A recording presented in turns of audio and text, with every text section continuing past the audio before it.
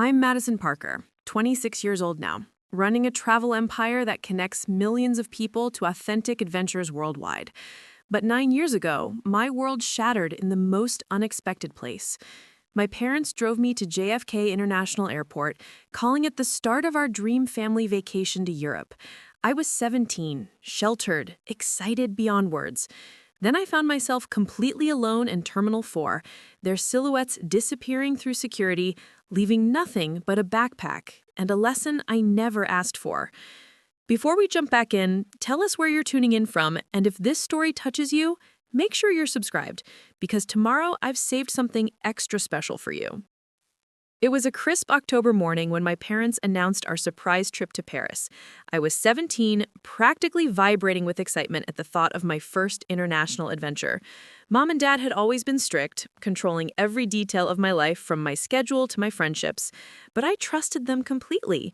We climbed into their pristine black BMW, me chattering about the Eiffel Tower and croissants, while my younger sister Sarah sat silent in the back, earbuds in, staring out the window. The drive to JFK felt electric. Manhattan's skyline glittered in the morning sun as we crossed the bridge, and I pressed my face to the window like a little kid. "Can you believe we're really doing this?" I asked, bouncing in my seat. Mom smiled tightly in the rearview mirror, her manicured hands gripping the steering wheel. Dad's jaw was set in that familiar way that meant business, but I figured he was just focused on the logistics of international travel. They parked in the departure area and handed me a black rolling suitcase, heavier than I expected. "Here's your bag, sweetheart," Mom said, her voice oddly formal. "We need you to check us in while we park the car properly." She pressed a folder into my hands, thick with what I assumed were boarding passes and travel documents. My heart hammered with nervous excitement as we walked through the automatic doors into the bustling terminal. JFK was overwhelming. Thousands of people rushing in every direction, announcements echoing in multiple languages, the smell of coffee and jet fuel mixing in the recycled air. I'd never been in an airport this massive, never traveled anywhere without my parents handling every detail. They guided me to what I thought was our airline's check-in counter, their faces oddly serious for people about to embark on a dream vacation. "Madison," Dad said, his tone clipped and businesslike, this same voice he used during his real estate deals. "We need to talk." Something cold settled in my stomach. This wasn't the voice of a father excited about bonding with his daughter in Paris. This was the voice that closed million-dollar contracts and fired underperforming employees. Linda stepped closer, her designer heels clicking on the polished floor. Her perfectly applied makeup couldn't hide the hardness in her eyes, a look I'd seen her give to service workers and people she considered beneath her. "This isn't actually a vacation, Madison. This is something much more important. This is your lesson in independence." The words hit me like ice water. "What do you mean?" My voice cracked, confusion and the first tendrils of panic creeping in. People streamed around us, dragging suitcases and chasing delayed flights, completely unaware that my world was about to collapse. "You're 17 now," Robert continued, "almost an adult. But you're still acting like a child, dependent on us for everything. You don't know how to handle money. You've never had a real job. You can't even navigate the subway alone. This dependency isn't healthy for any of us." My hands started shaking as I looked between them, searching for some sign this was an elaborate joke. "I don't understand. Where are our boarding passes? When does our flight leave?" Linda's laugh was sharp, cutting through the airport noise. "There is no flight. Not for you. This folder contains some cash, your birth certificate, and other documents you'll need. Consider this your official introduction to the real world." The folder slipped from my numb fingers, scattering papers across the terminal floor. Birth certificate, social security card, a few $100s in cash, and a handwritten note in Dad's sharp script, "Find your own way home. This is your lesson in real independence." "You're abandoning me?" The words came out as a whisper, then louder as the reality sunk in. "You're actually abandoning me here?" "We're teaching you," Mom snapped, glancing around as if embarrassed by my reaction. "Something we should have done years ago. You need to learn that the world doesn't revolve around you, that Mommy and Daddy won't always be there to solve your problems." I scrambled to collect the scattered papers, my vision blurring with tears I refused to let fall. Not here, not in front of them. "This is insane! You can't just leave me here. I don't know anyone in New York. I don't have anywhere to go. Figure it out, Dad said coldly. That's the point. You're smart. You're resourceful when you need to be. This will make you stronger. He checked his expensive watch, already mentally moving on to his next appointment. We'll be staying at the plaza for the weekend, then flying to Paris as planned. Don't try to find us. Hotel security has been instructed not to let you up. The betrayal hit me like a physical blow. They'd planned this. They'd planned every detail of my abandonment while I'd been daydreaming about family bonding and European adventures. What about Sarah? Does she know about this? Mom's expression flickered for just a moment, something that might have been guilt or doubt. Sarah understands that sometimes families have to make hard decisions. She'll be fine with us. I looked around desperately, hoping to spot my sister somewhere in the terminal, hoping she might refuse to go along with this cruelty. But she was nowhere to be seen. They'd probably already sent her back to the car. Or maybe she'd known all along and was too scared to say anything. Please, I whispered, hating how small my voice sounded. Please don't do this. I'll do better. I'll be more independent. I promise. Just don't leave me here. For a second, just a second, I saw something flicker in Mom's eyes. But then her face hardened again, the mask of upper-class composure sliding back into place. This is for your own good, Madison. Someday, you'll thank us. They turned to walk away, their designer luggage rolling smoothly behind them. I watched in shock as they headed towards security, moving with the casual confidence of people who just completed a simple transaction. They didn't look back. Not once. Wait! I called after them, my voice lost in the cacophony of announcements and conversations. Please, just wait! But they were already through the first checkpoint, disappearing into the crowd of travelers heading to gates I'd never see.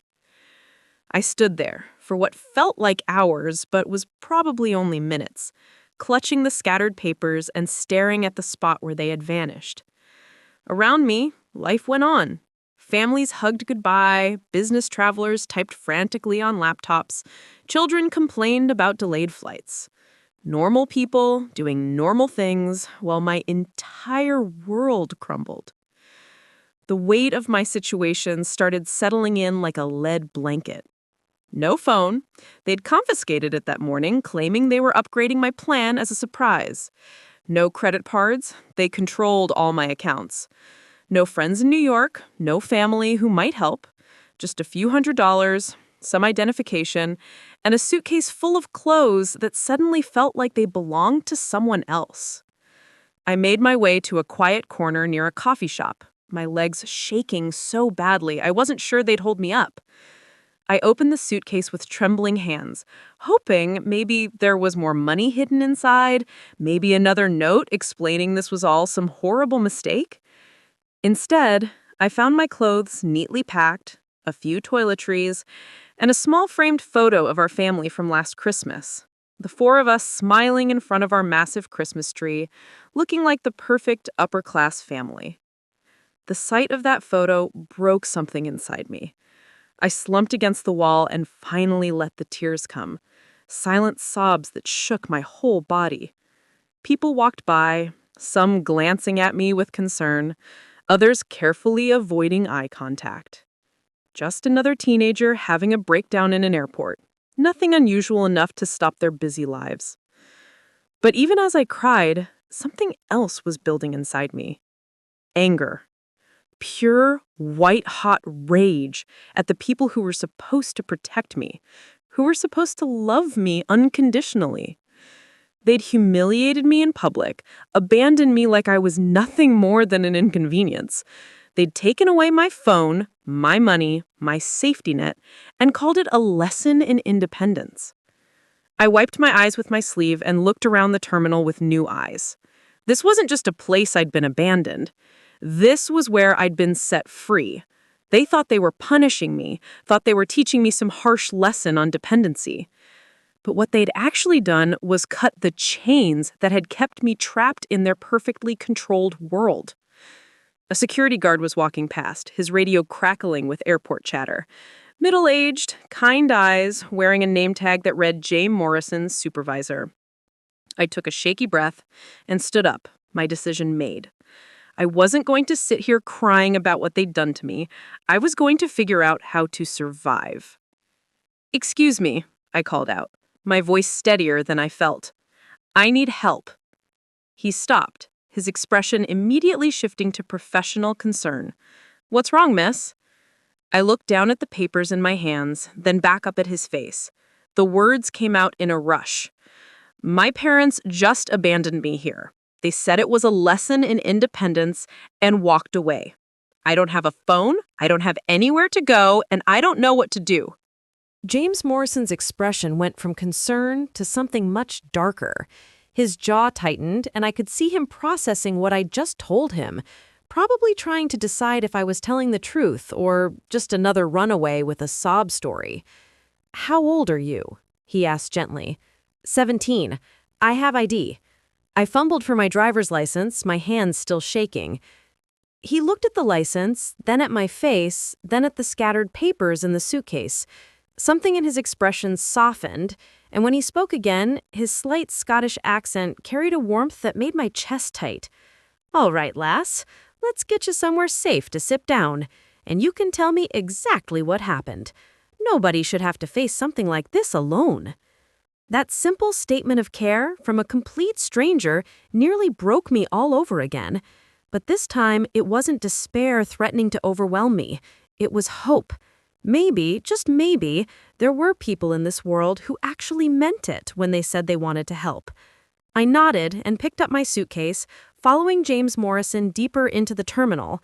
Behind us, somewhere in the maze of security checkpoints and departure gates, my parents were probably settling into first-class seats, congratulating themselves on teaching their spoiled daughter a valuable lesson. They had no idea what they'd actually unleashed. 18 and legally free, I stood in JFK again, this time clutching a boarding pass to San Jose, Costa Rica. My hands weren't shaking anymore. The scared girl who'd been abandoned here a year ago was gone, replaced by someone who'd learned to save every penny from her coffee shop job and chase dreams her parents had never allowed her to imagine. The flight was everything my sheltered life hadn't prepared me for. Turbulence that made my stomach drop, crying babies, and airline food that tasted like cardboard. But when I pressed my face to that tiny window and saw Costa Rica's green mountains emerging through the clouds, something inside me soared. I was doing this, alone, independent, free. San Jose hit me like a beautiful slap. The heat, the Spanish flowing around me like music, the organized chaos of Central Avenue with its fruit vendors and honking buses. My high school Spanish was pathetic, but I had something more valuable: desperation to prove I could handle anything. That's when I met Elena Rodriguez. I was standing outside my hostel, backpack heavy on my shoulders, studying a crumpled map with growing panic. Nothing looked like the neat tourist brochures I had researched. A voice behind me said in perfect English, "You look like someone who needs a friend." She was maybe a few years older than me, with sun-streaked hair and eyes that crinkled from smiling, confident in a way I was still learning to fake. Her name was Elena, and she ran eco-tours for backpackers who wanted to see the real Costa Rica, not just resort pools and sanitized beaches. "First time in Central America?" she asked, and when I nodded, her grin widened. "Oh, this is going to be fun. Come on, I'll show you where the good coffee is." Over café con leche that put Starbucks to shame, I found myself telling her everything. The abandonment, the airport, the year of survival.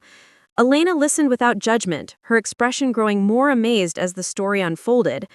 "Your parents did what?" She shook her head, her English tinged with a musical accent. "In my family, we would die before abandoning a child. But look at you, you're here, you made it happen. That takes guts." She insisted I meet her family that night. The Rodriguez house was everything mine had never been: loud, chaotic, full of laughter and people talking over each other. Elena's grandmother pressed food into my hands. Her aunts asked about my travels. Her cousins taught me card games I'd never heard of. They absorbed me into their circle like I'd always belonged. Family isn't just blood. It's the people who choose to love you, who show up when it matters. I stayed in Costa Rica for 3 months, working illegally as an English tutor and falling in love with a life I'd never imagined. Elena became my guide to everything: how to bargain in markets, which buses to take, how to read the weather in the mountains. But more than that, she showed me what real friendship looked like. "You should write about this," she said one evening as we watched sunset paint the clouds orange. "People need to know that travel isn't just about fancy hotels and Instagram shots. It's about connection, about finding yourself." That night, I started my blog. Just simple words about a sheltered American girl learning to navigate the world. I called it Madison Unbound and told myself maybe 5 people would read it. By 25, my blog had transformed into something I couldn't have imagined. 2 million followers hung on every post as Elena and I documented authentic adventures across Latin America. We'd built something beautiful together, a business that celebrated real cultural exchange over tourist traps. "Look at this," Elena said, scrolling through comments on our latest Guatemala post. We were sitting in a cafe in Antigua, planning our next expedition. Sarah from Minnesota says she quit her corporate job and teach English abroad because of us. Marcus in Germany is planning his first solo backpacking trip because of our safety guides. The money had started small, a few dollars from affiliate links to hostels and backpacks. But as our audience grew, so did opportunities. Sustainable travel brands wanted partnerships. Tourism boards invited us to showcase their countries. I spoke at conferences about responsible travel, standing on stages I'd never dreamed of accessing.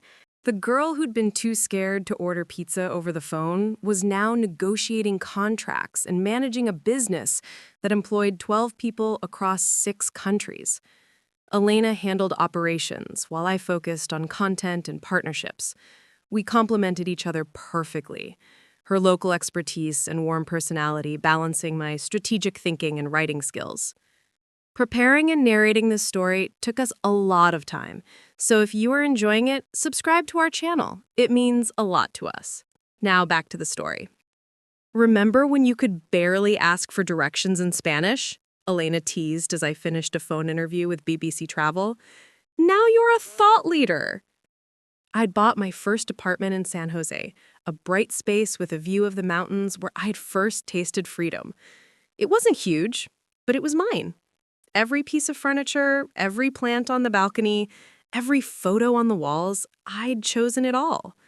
No parent had decorated it to their taste or filled it with their expectations. My relationship with David, a documentary filmmaker from New Zealand, taught me about healthy love. When it ended after 8 months, it was with mutual respect and genuine care. He was taking a permanent position in Auckland. I wasn't ready to leave Latin America. We parted as friends, both understanding that love doesn't always mean forever. "You've learned to trust your instincts," Elena observed as we celebrated hitting 2 million followers. "That's the real success, not the numbers." But success brought unexpected complications. My face was becoming recognizable. People tagged me in posts, shared my content across platforms. The privacy I'd fought so hard to build was slowly eroding as my public profile grew. That's when the messages started appearing in my Instagram DMs. The notification popped up while I was editing photos from our latest trip to Ecuador. A message request from an account I didn't recognize.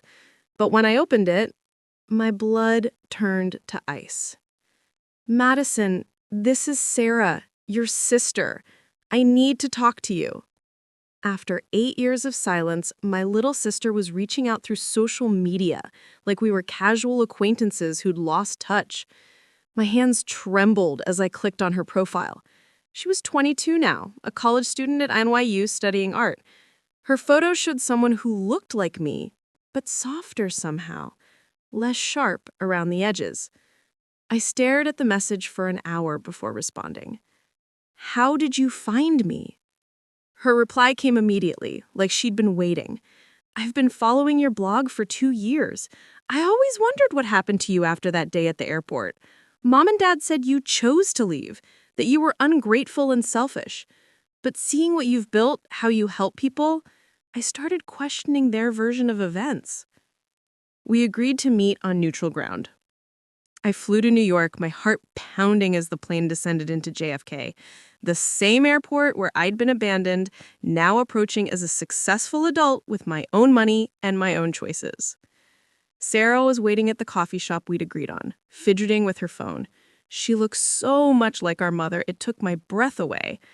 But when she smiled, I saw the little girl who used to sneak into my room for bedtime stories. "I'm sorry," were the first words out of her mouth. "I was 12, I was scared, and I believed everything they told me. I should have tried to find you sooner." Over the next 3 hours, she unraveled 8 years of carefully constructed lies. How our parents had told everyone I'd run away after a fight about college.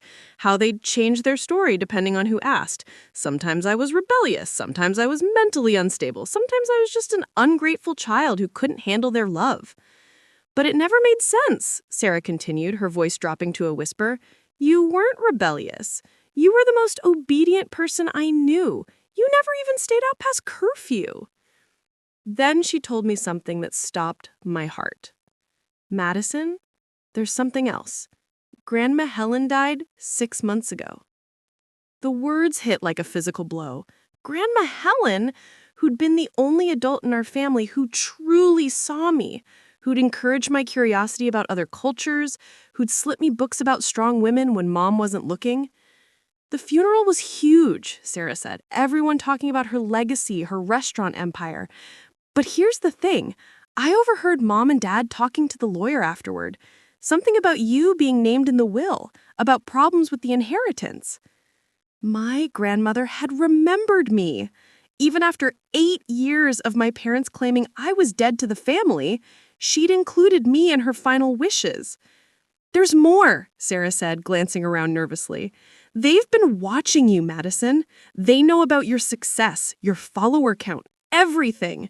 They have screenshots of your posts, articles about your business.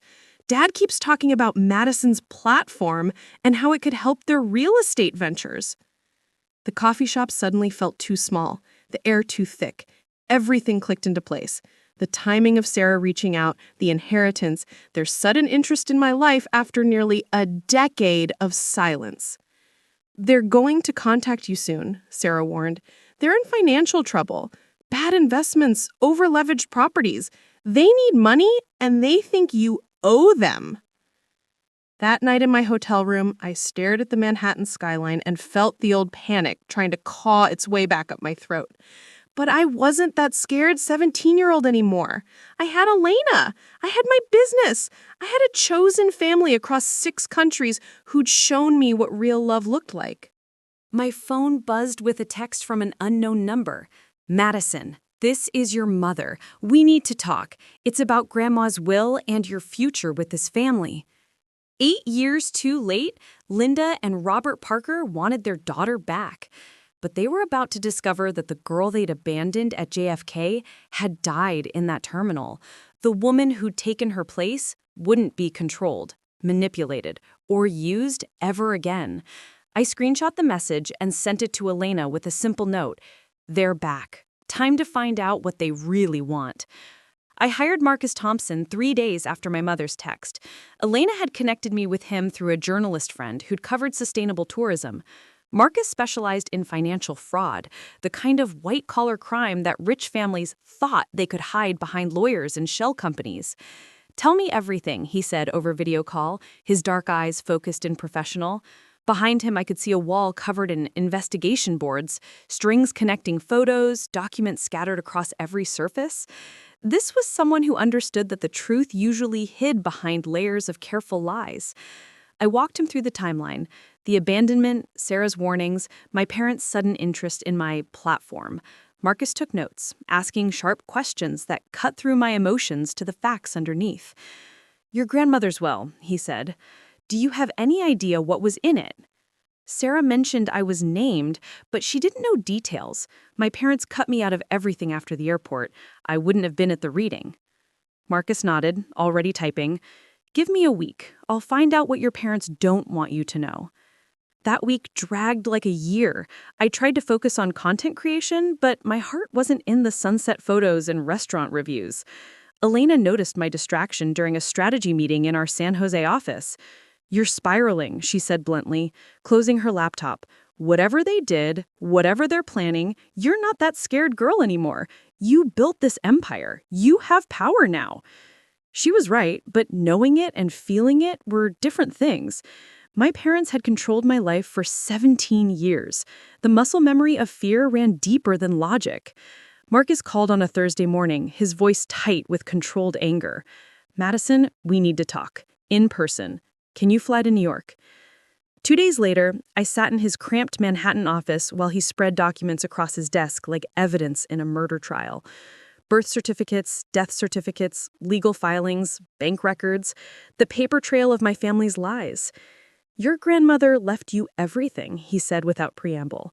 "The restaurant chain, the real estate portfolio, investment accounts. We're talking about $8 million, Madison." The number hit me like a physical blow. 8 million. Enough to change my life completely, to expand my business beyond my wildest dreams, and to help thousands of people through the foundation I'd always wanted to create. "But here's where it gets criminal," Marcus continued, pulling out a thick folder. "Your parents filed paperwork with the probate court, claiming you were dead, missing, and presumed dead, to be precise. They provided false testimony that you had disappeared after a family argument and hadn't been seen in years." My hands shook as I looked at the documents. My own death certificate, signed by my parents, witnessed by family friends I'd grown up calling aunt and uncle. They'd killed me on paper to steal my inheritance. "There's more," Marcus' jaw tightened. "They've been collecting distributions from your grandmother's estate for 6 months. They moved the money through their real estate company, made it look like business income. If we can prove they knew you were alive, and your social media presence makes that pretty obvious, this becomes felony fraud." Sarah had been right about their financial troubles. The documents Marcus showed me painted a picture of desperation. Over-leveraged properties, defaulted loans, a business empire built on borrowed money and stolen inheritance funds. "They need you alive now," Marcus explained. "Their lawyer probably told them the fraud was getting too obvious. So they're going to try a different approach: manipulation, guilt, family obligation. They'll want you to voluntarily share the inheritance." I stared out his window at the Manhattan streets below. Somewhere in this city, my parents were probably planning their reconciliation strategy, scripting the perfect combination of apologies and emotional manipulation. "What are my options?" I asked. "Legally, we can have them arrested. This is clear-cut fraud." Marcus leaned back in his chair. "But you should know, criminal cases are public.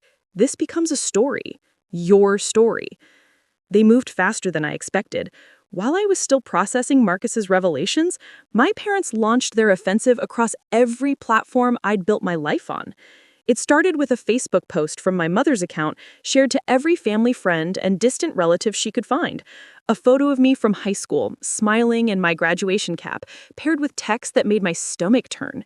It breaks my heart to share this publicly, but our daughter Madison has completely cut us out of her life. After everything we sacrificed to raise her, after paying for her education and supporting her dreams, she's chosen money and internet fame over family. We're not perfect parents, but we love her and miss her every day. Sometimes success changes people in ways you never expect. The post went viral in our extended social circle within hours. Comments poured in from people I barely remembered. Former teachers, neighbors, family friends, all expressing shock and disappointment. How could she abandon her parents like that? Money really does corrupt people. I always thought Madison was such a sweet girl. But Linda Parker wasn't done. She created an Instagram account specifically to target my followers, posting old family photos with captions designed to destroy my reputation. My daughter built her authentic travel brand by running away from the family who loved her. Is this the kind of role model you want to follow? The attack spread to Twitter, TikTok, YouTube comments. My parents had hired a social media consultant. I could tell by the coordinated timing, the strategic hashtags, the way the narrative stayed consistent across platforms. They were treating the destruction of my reputation like a marketing campaign. My follower count started dropping. Brand partnerships sent nervous emails asking for clarification. The comment section of my latest blog post filled with accusations and questions I couldn't answer without revealing everything. Elena found me crying over my laptop in our San Jose office, scrolling through hundreds of messages calling me selfish, ungrateful, fake. "This is war," she said, her voice fierce with protective anger. "They want to play dirty? Let's play dirty." But I knew something they didn't. Sarah had been documenting their lies for months, gathering courage to contradict the narrative they'd controlled for 8 years. When she posted her own response on Instagram, her words cut through their manufactured story like a blade. "I've stayed silent about my family for too long, but I can't watch my sister be destroyed by lies. Madison didn't abandon us. Our parents abandoned her at JFK Airport when she was 17 years old, with no money and no way home. I was there. I saw it happen. I was too scared to speak up then, but I won't be silent now." Sarah's post changed everything. The narrative my parents had so carefully constructed began crumbling as people started asking harder questions. If Madison was abandoned as a teenager, how did she build her success? If she was missing and presumed dead, how is she running a business? Marcus called that evening, his voice grim. "They're getting desperate. Desperate people make mistakes, but they also get dangerous." He was right. The next morning brought a cease and desist letter from my parents' lawyer, threatening to sue me for defamation if I didn't publicly retract Sarah's false statements and donate my inheritance to charity as an act of family healing. "They're trying to control the narrative before you can tell the truth," Marcus explained. "Classic abuser tactic. Make you the aggressor, paint themselves as victims." But I'd learned something important over the past 8 years. The truth doesn't need perfect timing or flawless strategy. It just needs someone brave enough to speak it. I went live on Instagram at 3 p.m. on a Tuesday when I knew most of my followers would be online. No script, no preparation beyond the stack of legal documents Marcus had organized on my desk. Just me, a camera, and 8 years of suppressed truth ready to explode. "I'm Madison Parker," I began, my voice steadier than I felt. "Many of you have been following my journey for years, watching me build a business from nothing, travel the world, create content about authentic experiences. Today, I'm going to tell you the most authentic story I've ever shared, the truth about how this all began." The viewer count climbed as I spoke. 10,000, 50,000, 100,000 people watching as I held up the airport security footage Marcus had obtained through legal channels. Grainy black and white images of a 17-year-old girl being abandoned by her parents. This is me at JFK Airport on October 15th, 8 years ago. These are my parents, walking away after telling me to find my own way home as a lesson in independence. I spent a week living in that airport because I had nowhere else to go. I showed them James Morrison's written testimony, describing the scared teenager he'd found crying in Terminal 4. I shared the legal documents proving I had been declared dead for inheritance purposes. I read my grandmother's will, leaving her entire estate to the granddaughter who'd been cut off from family communication for nearly a decade. The comments exploded. Hearts, crying faces, angry emojis as viewers processed what they were hearing. But more than that, stories. Hundreds of people sharing their own experiences with toxic family members, financial abuse, parents who had chosen money over their children's well-being. I didn't build my business by abandoning my family, I continued, holding up my parents' social media posts. I built it because my family abandoned me. And now, 8 years later, they want to use my success for their own benefit while painting me as the villain in their carefully constructed story. The live stream reached 200,000 viewers. Screen recordings started spreading across Twitter, TikTok, YouTube. The narrative my parents had tried so hard to control was slipping away from them in real time. Near the end, I made a decision that felt like jumping off a cliff. To Linda and Robert Parker, the people who gave birth to me but never learned to be parents, you taught me that family isn't about blood. It's about showing up, about love without conditions, about protecting the people you care about. You failed at all of that. But in failing, you gave me something incredible. You forced me to build my own family, to find people who choose me every day. I looked directly into the camera, thinking about Elena cheering me on from Costa Rica, James Morrison, who'd saved me from despair, Sarah, who'd finally found courage to tell the truth, Marcus, who'd helped me uncover their lies. This inheritance you're so desperate to claim, I'm using every penny of it to start a foundation for kids aging out of foster care, for teenagers from abusive homes, for anyone who needs to build their own chosen family. The live stream ended with 300,000 viewers and climbing. Within an hour, major news outlets were reaching out. Within 6 hours, my parents' social media accounts had gone dark. Within 12 hours, the Manhattan District Attorney's Office announced they were opening an investigation into inheritance fraud. I sat in my apartment that night, watching the sunset paint the Costa Rican mountains gold, and felt something I hadn't experienced in 8 years. Peace. Not the fragile kind that comes from avoiding conflict, but the solid kind that comes from standing up for truth no matter the cost. My phone buzzed with a text from Elena. "Proud of you, Hermana. The world needed to hear that story." Then another from Marcus. "The DA wants to meet tomorrow. Your parents' lawyer called. They're ready to negotiate." And finally, one from Sarah. "Thank you for giving me permission to tell the truth. I'm finally free too." The scared 17-year-old who'd been abandoned at JFK was truly gone now, replaced by someone who understood that real power comes from refusing to be controlled by people who never deserved that control in the first place. 2 years later, I stood in the garden behind my Costa Rican home, watching Elena arrange orchids for my wedding while Sarah painted watercolor place cards at a wooden table.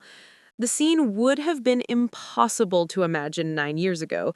My chosen family and my reclaimed sister working together to celebrate love that had grown from respect, not obligation. Marcus appeared at my elbow, adjusting his tie with nervous fingers. "Still can't believe you're making an honest man of me," he said, his reporter's cynicism softened by genuine happiness. Though I suppose investigative journalists and travel bloggers make sense together. We both dig for truth. The Chosen Family Foundation had grown beyond my wildest expectations. What started as an angry promise during my live stream had become a network spanning 12 countries, helping over 3,000 young people transition from foster care or escape toxic family situations. We provided housing assistance, job training, educational scholarships, and most importantly, community. The kids from the Guatemala house sent a video. Elena called out, holding up her phone. "They're so excited their founder is getting married. Luz wants to know if you'll bring your husband to visit soon." Luz was 17, the same age I'd been when my world fell apart. She'd aged out of Guatemala's limited foster system with nothing but determination and a dream to become a teacher. Our foundation had given her a scholarship, housing, and something more valuable, a support network that would never abandon her for being inconvenient. James Morrison emerged from the house carrying folding chairs, his Scottish accent thick with mock complaint. "I've been to plenty of weddings in my day, but never one where I get to walk the bride down the aisle. You're making an old security guard cry, lass." He'd become the father I'd never had, flying to Costa Rica twice a year to check on his girl. His own children had welcomed me into their family without question, adding 3 siblings I'd chosen rather than inherited. Blood didn't make family, consistency did, love did, showing up did. The guest list was small but meaningful. Elena's extended family, who'd adopted me as their own, Marcus's journalist friends, who'd helped investigate my parents' fraud, a dozen foundation kids who'd become my inspiration and motivation, Sarah, who'd spent the last year working at our New York office while finishing her art degree, learning what healthy boundaries looked like. "Any word from Linda and Robert?" Marcus asked quietly, using the clinical distance I'd learned to maintain when discussing my biological parents. Their lawyer sent the usual holiday card, I said, smoothing the fabric of my plain white dress. Same apology, same plea to reconcile, same claim they've changed. I gave a small shrug. I answered the same way. My boundaries haven't moved. The fraud case had ended quietly with plea deals. 2 years probation, restitution to the estate, community service. No prison time, something that left Marcus unsatisfied but matched my choice to prioritize healing over vengeance. They'd lost their company, their reputation, their social ties. What they'd dodged for years had finally caught up with them. "Doesn't it bother you they aren't behind bars?" Sarah asked, glancing up from her painting. She'd asked before, still sorting through her own tangled feelings about the people who'd raised us. "It used to," I admitted. "For months, I wanted them to suffer like they had made me suffer. But holding on to that anger just meant keeping their poison inside me. They lost the things they valued most: wealth, power, control. That's punishment enough." She nodded, returning to her watercolor. Away from our parents' grip, she had blossomed. Galleries were noticing her work. Her confidence grew daily. She wasn't the bold traveler I had become, but she had found her own courage in honesty and creativity. The ceremony itself was everything my parents' version of family had never been: real, joyful, chosen. Elena officiated, newly ordained online just for the occasion. "Love isn't possession," she said, her gaze shifting between Marcus and me. "It's partnership. Madison showed me family isn't blood, it's commitment. Today, you're choosing each other every single day for life." As we exchanged vows beneath an arch of tropical flowers, I thought about the frightened 17-year-old stranded at JFK. She could never have imagined this, surrounded by people who honored her strength, marrying a man who cherished her independence instead of demanding submission. "I love your ambition," Marcus said, steady though his eyes shone with tears. "I love that you turned pain into purpose, that you built something extraordinary from nothing, that you never let anyone shrink your light. I promise to back your dreams, challenge your ideas, and never make you small for my comfort." My vows were simple. I love that you stood with me when I was too afraid to face the truth alone. I love that you fight injustice, that you believe stories matter, that you chose to tell mine when I needed allies most. I promise to explore with you, to create with you, and to build something beautiful that neither of us could on our own. The celebration afterward was Elena through and through, dancing until sunrise, her grandmother's rum flowing freely, stories spinning in 3 languages. Sarah painted live portraits, laughing as she captured joy in strokes of color. James roasted me with tales of my clumsy early travel days, while Marcus's friends bombarded me with questions about sustainable tourism. Around midnight, Marcus and I slipped to the beach, barefoot in the sand, my dress gathered in my hands. "Any regrets?" he asked, pulling me close as the waves roared in the dark. I gave the question real thought. 9 years ago, I believed family meant duty, love meant control, and success meant pleasing people who could never be satisfied. Now I knew better. Family is chosen, love is freedom, and success is using your gifts to make something good in the world. "Just one," I said at last. "I wish Grandma Helen could have met you. She'd have loved knowing I found someone who sees me as a person, not a possession." From the will she left you, I think she already knew. She believed you'd use her gift to build something meaningful.